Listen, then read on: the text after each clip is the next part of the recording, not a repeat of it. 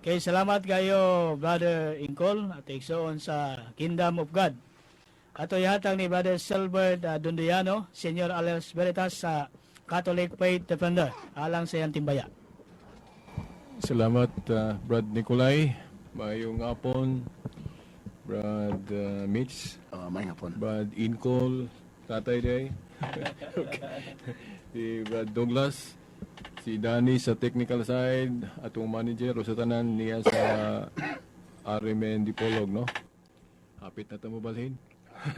Okay, kinailan. Salamat. Oh, by the way, mga tinahod gatig paminaw, mayong hapon o mayong adlaw sa Ginoo. Kay salamat kayo Brother Silbert. May gitong gitatay no kay wag tay pagtahod daw no kon. Ano. Idara na mga senior citizen na gani. Kay nalubat ko kaganihan din ako nakita na ito ang DXDR hotline number. No? DXDR hotline number nga 0932 651-7088. Ako balikon 0932-651-7088. Mo na kamo nga naminaw karon, do na mo higayon nga maka text tawag ba. Ihatag po niya ako ang kusog kayo ng speaker. Kaning kang Brother Silbert po no ato po ning kanon yang kan. Okay, kung gusto po mo tawag, pwede mo sa akong number pod kay kusog kayo ng speaker akong akong mobile no. Akong number 0906 335-6161 no. 0906-335-6161. Okay, doon na itawag atong kano no. Dahil ipalayo lang inyo ang kuhan ha, kana magtawag mo kay basi nga mo feedback siya no sa inyong radio. Okay, pwede na. Sa Mr. Madam Caller o Mr. Caller. Okay, ano? Brad Jojo no? Kayo na nga, kaya kinaya na lang. Sige Brad, salamat Brad. Ang akong pangutana sa mga higala na to, inyo ka mga Catholic Faith Defender kay kagabi naunta pa ko'y dagang ipangutana niya kay ilimitahan naman ang pangutana niya naamapon mo. Ang akong pangutana mo ni guys, good mangutong usa ka speaker gabi katong unang speaker nga kaya ito siyang ipang-iskutan may tungod sa ilang Diyos ya ganing iskutan pang piniling naton ilang Diyos na si agapay na. Okay, Bad, kanang ibalik nimo kuan Bad ang imo ang pangutana no? Ibalik ko Bad. Ana, mauni. Naa may libro ninyo, ining libro sa Iglesia Katolika nga giuluhan o ang aking Irhing Mariang tagapamagitan. Isbukan din nga si Maria ilan ninyong Diyos. Ilan ninyong Diyos. Unsa man inyong ikatubag ani nga inyo mang isaway itong mga nagtuupod o laing Diyos. Gawas nila kuhan, agapay, nilang diya sa dapitan. Unsa man inyong ikatubag aning libro ha? Kuha man ning libro. Okay, salamat kayo Bradjo no sa Iglesia ni Cristo sa maong pangutana.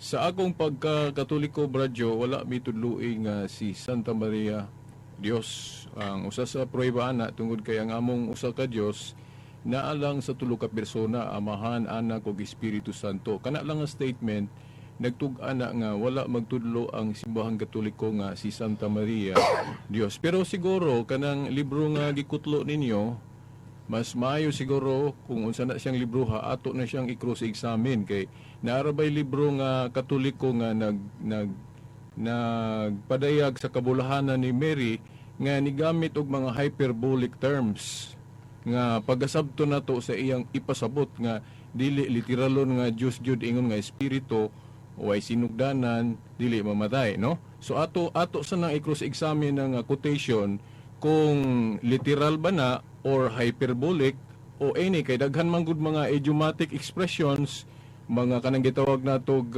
napagayla term ana kanang figure of speech. So ato sa nang i-cross examine aya nato na maayo gyud og taltag kana lang Bradjo. Okay, Brother Jojo.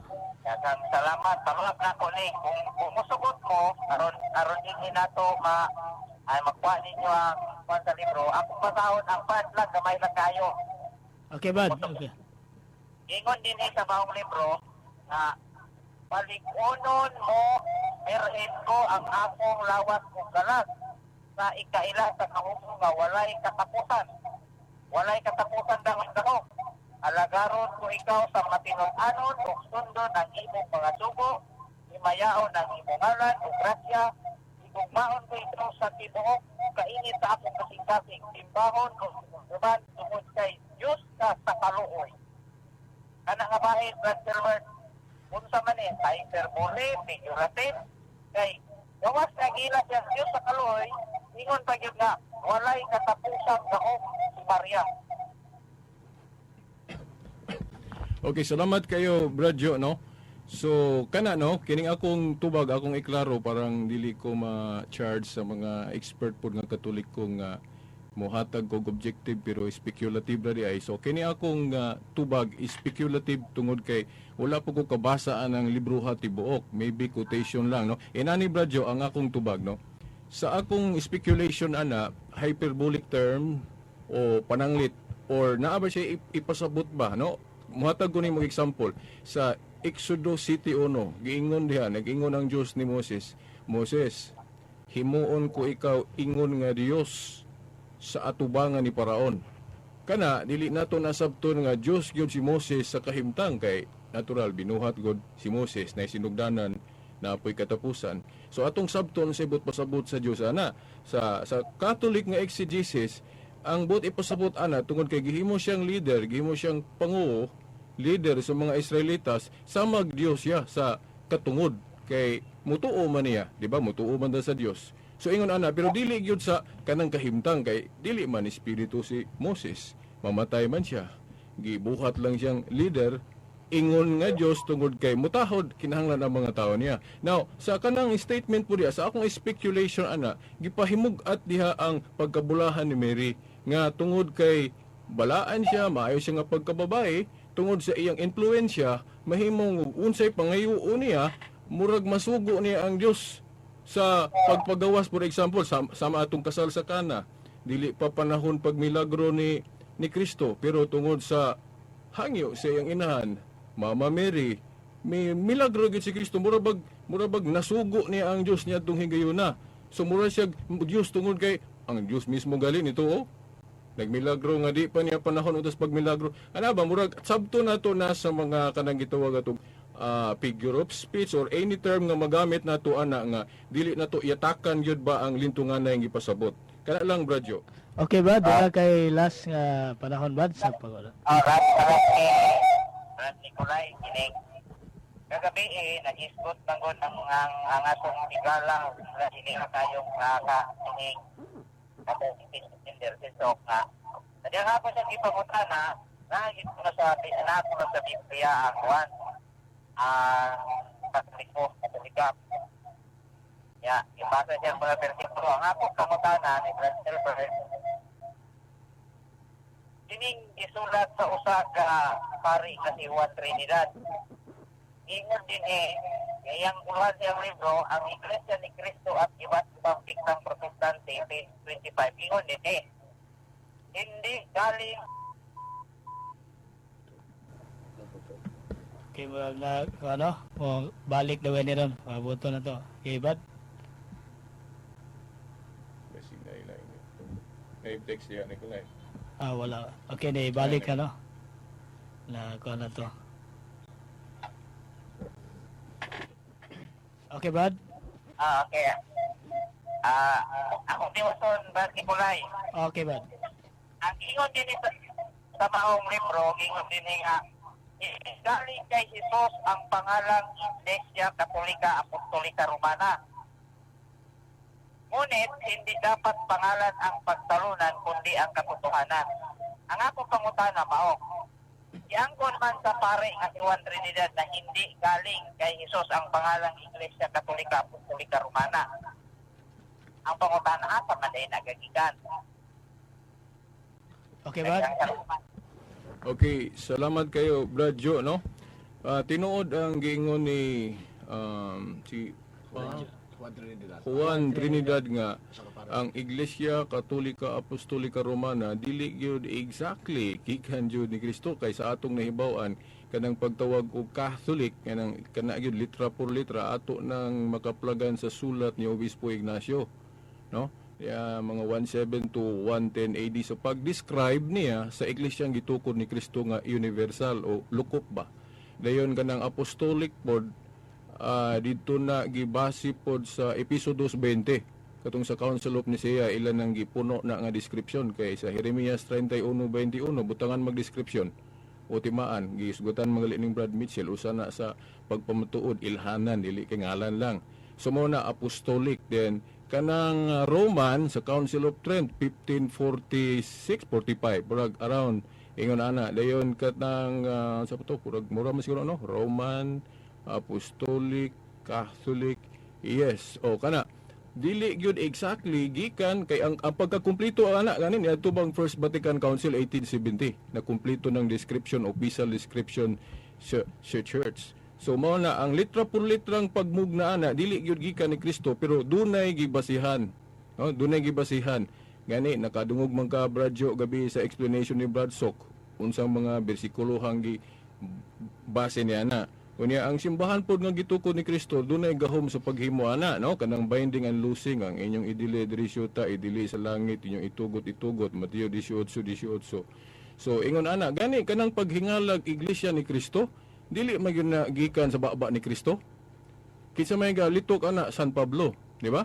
Sa to pa dili day daotan nga ang tinun-an no mo describe basta okay lang pod sakto lang pod kay wa man gyud ko kabasa sa Biblia nga giingnan si Pablo ni Kristo nga Pablo, ngalini sa akong ngalan ha, gining akong iglesia ni Kristo wala.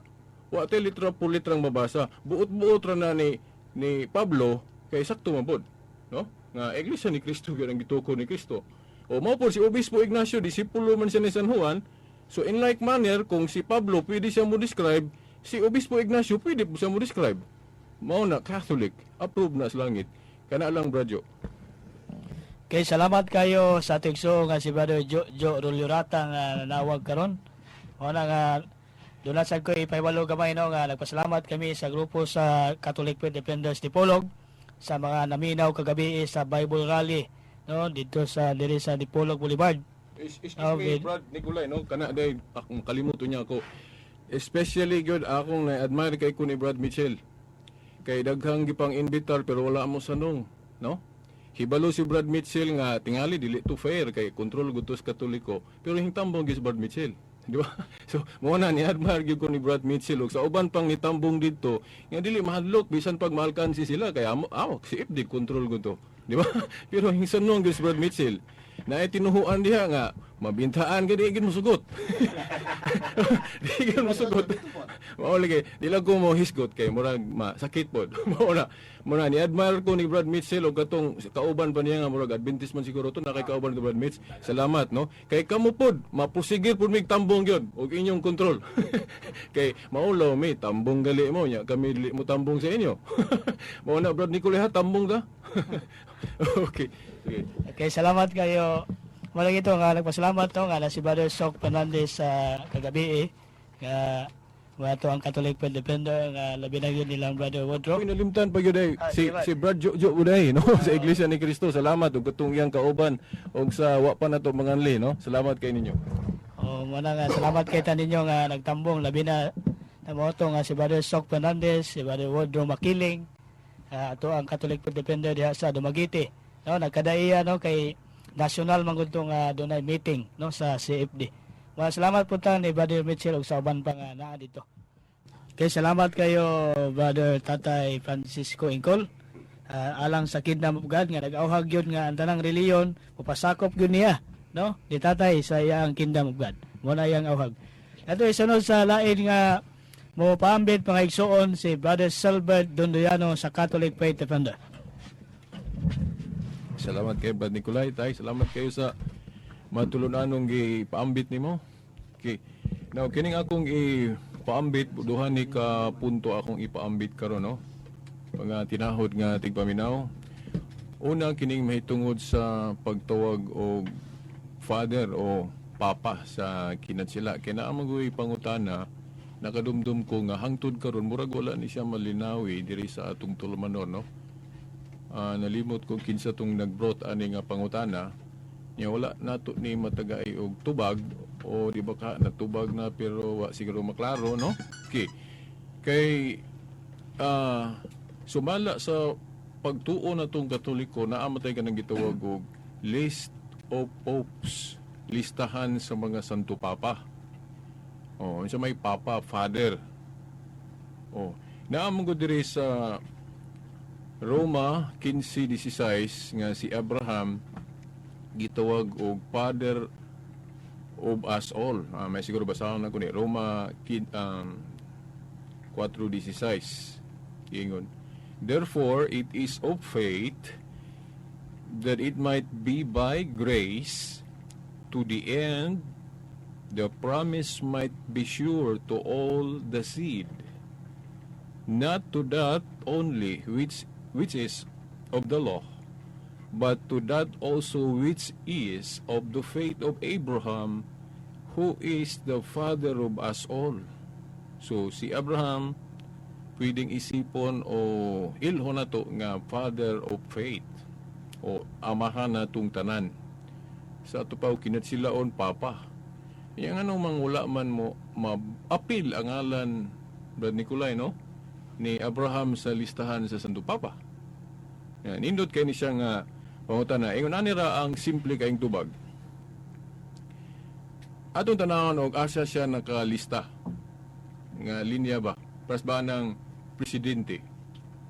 Lahi ang listahan sa presidente sa Pilipinas. Lahi pod ang listahan sa presidente sa Amerika. Mayroong kag President Lincoln sa Amerika. Presidente. Pero wala na ma-appeal diri sa listahan sa presidente sa Pilipinas. Okay. Ang listahan na to sa mga Santo Papa, gikan ni Pedro, sa iya ng pagka-papa.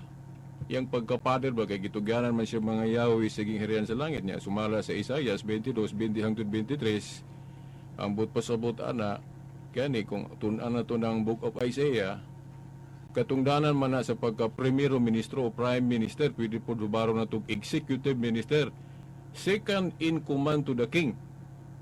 Diba? Sa Kingdom of David, David hari. Then naapoy yung prime minister. Ito'y napuli ni David nga hari, si kung wala ko malimot, King Hezekiah.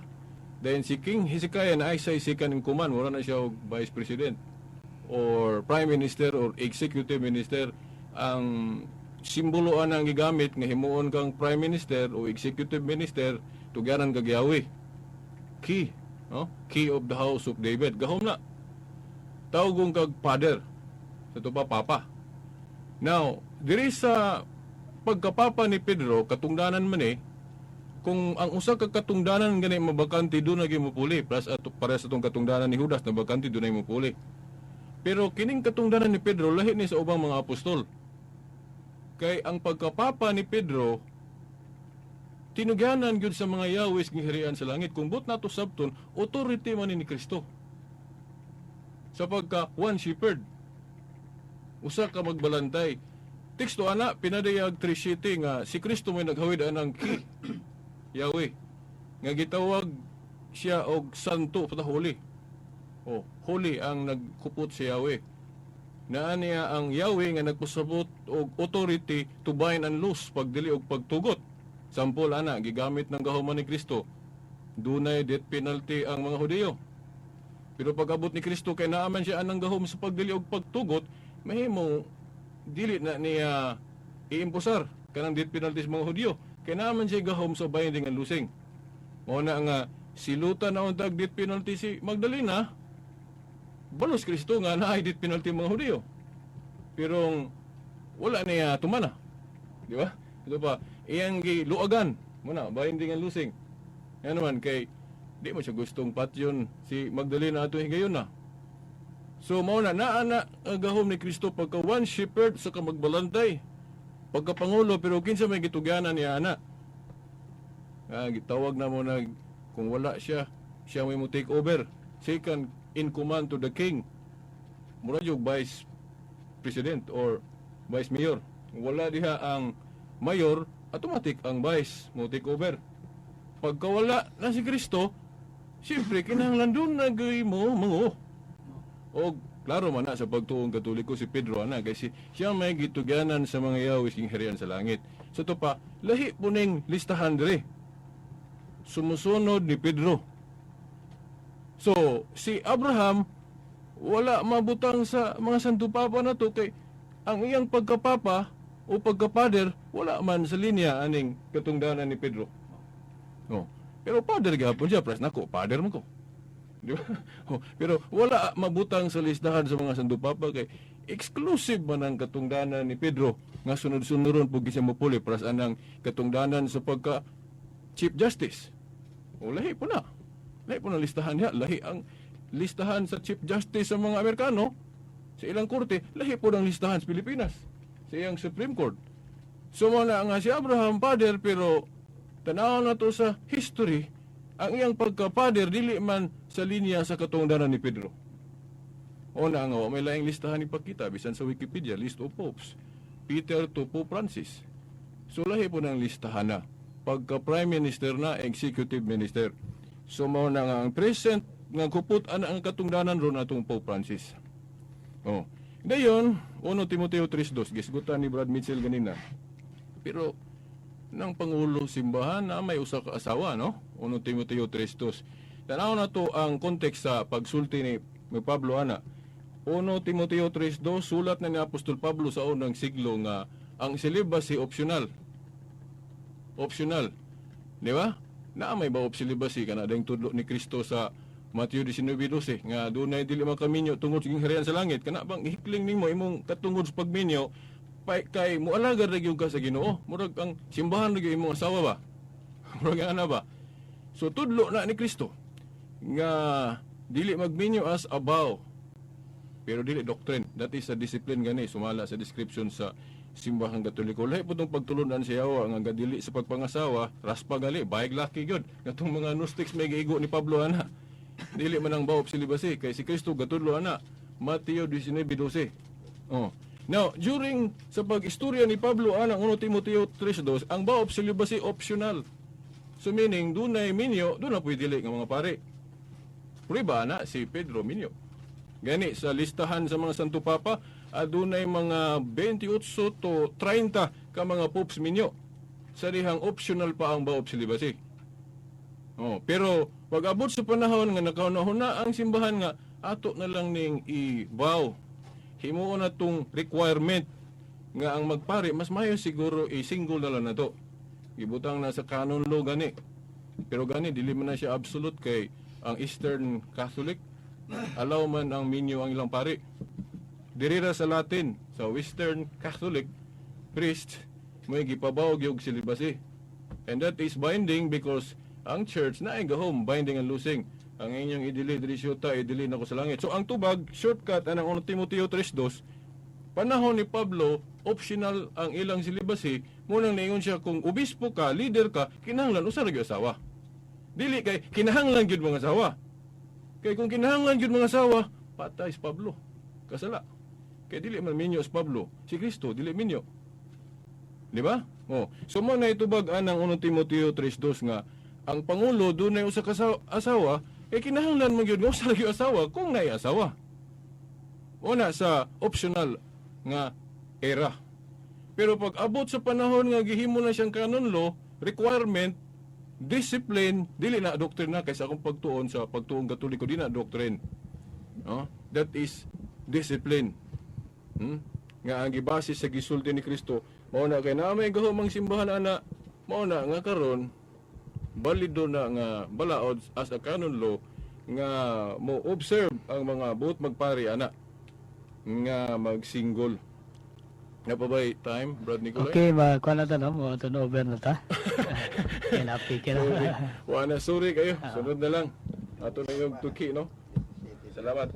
Okay, salamat kayo sa ato mga naadini nga nagapaambit, no? Brother Salbert Dunduyano sa Catholic Faith Defender, Brother Mitchell Bindilio sa Seventh-day Adventist Church, ug si Brother Douglas Arutza sa Piling Nasod, ug si Brother Francisco, no? Ingkol sa Kingdom of God. Na mapasako po wala ni Brother Ingkol, no? Mao na nga sunod na punta nga Domingo pohon ang atong tema ni maayo ang mahal na adlaw, no? O unsay mga matag grupo ba unsay gastorya ni sa mahal na adlaw? Lapo ba may mahal na adlaw? no, alang sa mga kasalugan ni sa mga Katoliko. Wala sunod na po nga Domingo, no, sa mga oras nga po ng istasyon ang programa sa RMN DXDI ang Sangka sa Katarungan. Alauna sa hapon ngadto sa alas 2:30, no. Muna nga akong itimbaya po si Nanay Cho sa fans club sa DXDI, no, nga naminaw karon. Wala ko ito numero lang ni Sir Danny Lood sa ngalan ni Sir Edgar Dagumo, ang atong station manager. Salamat og maayong hapon kanatong tanan. Radyo mo nationwide.